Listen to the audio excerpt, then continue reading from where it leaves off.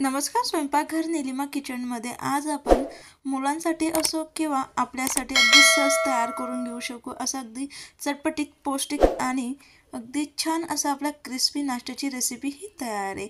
जर तुम्हाला रेसिपी आवडली तर नक्की लाईक करा, शेअर करा, कमेंट्स करा आणि चॅनलला सबस्क्राईब करायला विसरू नका, जेणेकरून नवनवीन व्हिडिओ अपलोड केला तर सगळ्यात आधी त्याचं नोटिफिकेशन तुम्हाला मिळेल. सर्वात आधी मी एका भांड्यामध्ये उकडून घेतलेली मध्यम आकाराचे 4 ते 5 बटाटे घेतले. त्यानंतर ह्या बटाट्यांना आपण हाताने किंवा काटेरी चमच्याने नाही तर आपल्याकडे पावभाजीचं मॅशर असेल त्याच्याने आपण अगदी पूर्णपणे प्लेन असं मॅश करून घेणार आहोत. अजिबात त्याच्यामध्ये जे काही बटाट्याचे पीस असतील मोठे असे खडे राहता कामा नाही तर डायरेक्ट आपण किसूनही घेतला तरी काही हरकत नाही. पण हे बटाटे ज्यावेळेस आपण मॅश करणार आहोत त्यावेळेस ते पूर्णपणे तुम्ही गार करून घ्या. जर तुम्ही गरम गरम बटाटे असे मॅश करून घ्याल तर ते बटाटे अगदी ओलसर असतात, ते पाणी जास्ती सोडतात आणि त्यामुळे आपलं जे काय आपण कणिक मळणार आहे ती व्यवस्थित मळून होत नाही. म्हणून पूर्ण गार झाल्यानंतरच आपण बटाटे हे मॅश करून घेत. त्यानंतर त्यामध्ये मी अर्धा कप कॉर्नफ्लॉवर, अर्धा कप आपलं तांदूळाचं पीठ हे घातलं आहे. कॉर्नफ्लॉवर नसेल तर थोडं मैद्याचा किंवा गव्हाच्या पिठाचा वापर केला तरी काही हरकत नाही. चवीनुसार मीठ, बारीक चिरून घेतलेली हिरवी मिरची, अगदी बारीक चिरून घेतलेला लसूण, हिरवी मिरची लसूणचं आपल्या अंदाजानुसार आपण घातलं तरी काही हरकत नाही. त्यानंतर आपण याची अगदी छान घट्टसर अशी कणिक मळून घेणार आहोत.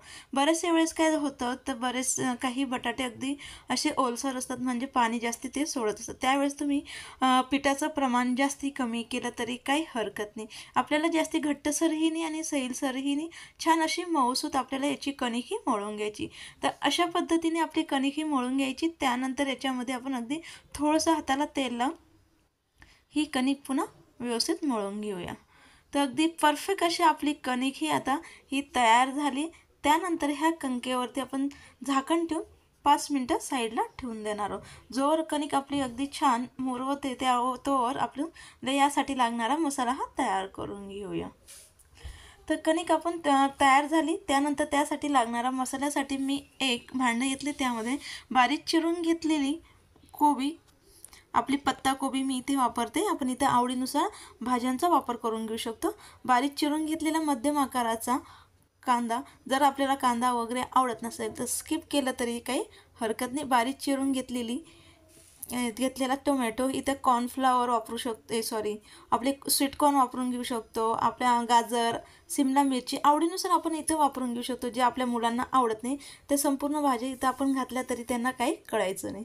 त्यानंतर तिथं मी उकडून घेतलेले ग्रीन मटर 1 चमचा, चवीनुसार मीठ 1 चमचे, त्यात मी काळे मिरे पावडर आणि इथे ही आपली नेहमी आपण पाणीपुरी किंवा अशा इतर वस्तूंसाठी बनवतो ग्रीन चटणी, पुदिना आणि कोथिंबीरची ती 1 चमचा चटणी आणि 1 चमचा इथे मी सॉस घेतला आहे.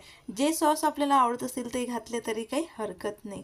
याच्यामध्ये तुम्ही चिली फ्लेक्स घालून घेऊ शकता, ग्रीन हर्ब्स आपण ते पण घातलं तरी काही हरकत नाही. लयच याला व्यवस्थित मिक्स करून घेतले. आता आपला अगदी छान चटपटीत त्यासाठी लागणारा मसाला हा आपला अगदी परफेक्ट असा तयार झाला आहे. याच्यामध्ये आपल्याला काही बदल करायचे असतील तर अगदी सहज आपण बदल करून घेऊ शकतो. पनीर वगैरे घालायचं असेल तर तेही घातलं तरी काही हरकत नाही. इकडे आपली अगदी छान अशी कणिक देखील तयार झाली. त्यानंतर हाताला अगदी थोडंसं तेल लावून आणि आपली जेवढी आपण पुरी बनवण्यासाठी गोळा घेतो तेवढा अगदी छोटासा गोळा घेतला आहे आणि त्यानंतर हाताच्या सहाय्याने आपण आता छोटीशी याची पुरी तयार करून घेणार आहोत. आणि जी काही आपण आता पुरी तयार करणार आहोत अगदी जास्ती जाडही नाही आणि अगदी जास्ती बारीकही ठेवू नका. बारीक ठेवली तर ती लवकर करपेल, आतमधला मसाला अगदी छान तो व्यवस्थित गरम होणार नाही. म्हणून अगदी जास्ती जाडही नका. जाड ठेवलं तर आपलं ते जे काय आपण आता हे बनवतोय पुरी ती शिजणार नाही आणि बारीक केली तर आपले मसाला देखील व्यवस्थित तो शिजणार नाही. म्हणून मी आता व्यवस्थित अशी पुरी तयार करून घेतली. संपूर्ण पुरी आपण तशाच तयार करून घेणार आहोत. लगेच गॅसवरती मी जे आपण नेहमी आप्पे बनवण्यासाठी पात्र वापरतो ते भांडं मी घेतले. त्याला लगेच आपण तेल हे लावून घेणार आहोत। आता गॅस न चालू करता संपूर्ण प्रोसेस आपल्याला तयार करून घ्यायची आहे आणि त्यानंतरच आपण गॅस हा चालू करणार। जर तुम्ही आधीच गॅस चालू करून घ्याल तर आपलं व्यवस्थित संपूर्ण जी काही आपली रेसिपी होणार आहे ती व्यवस्थित होणार नाही। लस तेल मी लावून घेतलंय, अगदी भरपूर असं तेल लावून घ्यायचं। त्यानंतर तुम्ही तेलाच्या जागेवरती बटर तुपाचा वापर केला तरी काही हरकत नाही, आपल्याला जे काही आवडत असेल त्याचा आपण त्यासाठी वापर करून घेऊ शकतो। लगेच आपण ज्या पुऱ्या तयार करून घेतलेल्या ते एक एक आपण आप्याच्या याच्यात अशा पद्धतीने व्यवस्थित सेट करून घ्यायचे। तर मी व्यवस्थित संपूर्ण पात्रामध्ये मस्तपैकी असे सेट करून घेतले आणि यामध्ये आता आपण जो काही मसाला बनवला आहे भाजींचा तो मसाला आता आपण यामध्ये टाकून घेऊया। आवडीनुसार आपण मसाला हा भरून घेऊ शकतो, जर जास्ती भरायचं असेल जास्ती आणि कमीही भरला तरी काही हरकत नाही। अगदी छान असं किसून घेतलेलं चीज जर आपल्याला आवडत नसेल ते देखील आपण स्किप केलं तरी काही हरकत नाही। अगदी परफेक्ट असं आपला चटपटीत नाश्ता आपला पूर्ण तयार झाला आहे। आता आपण याला छानपैकी असा फ्राय करून घेणार आहोत। जर आपल्याकडे अशा पद्धतीचं भांडं नसेल किंवा आपल्याला भांड्यामध्ये करण्याची इच्छा नसेल तर डायरेक्ट आपण तव्यावरती करून घेतलं तरी काही हरकत नाही, कढईतही करून घेतलं तरी काही हरकत नाही।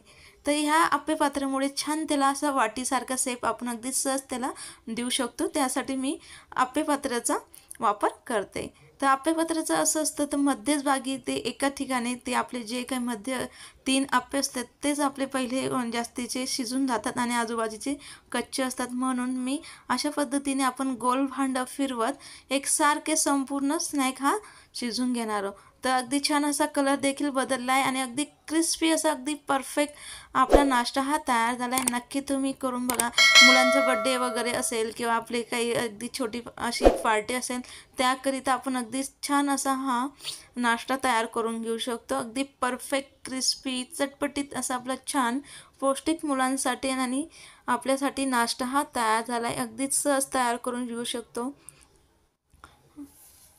बघू शकाल अगदी परफेक्ट असा आपला नाश्ता हा तयार झाला आहे। रेसिपी आवडली असेल तर नक्की लाईक करा, शेअर करा, कमेंट्स करा आणि चॅनलला सबस्क्राईब करायला विसरू नका। नमस्कार।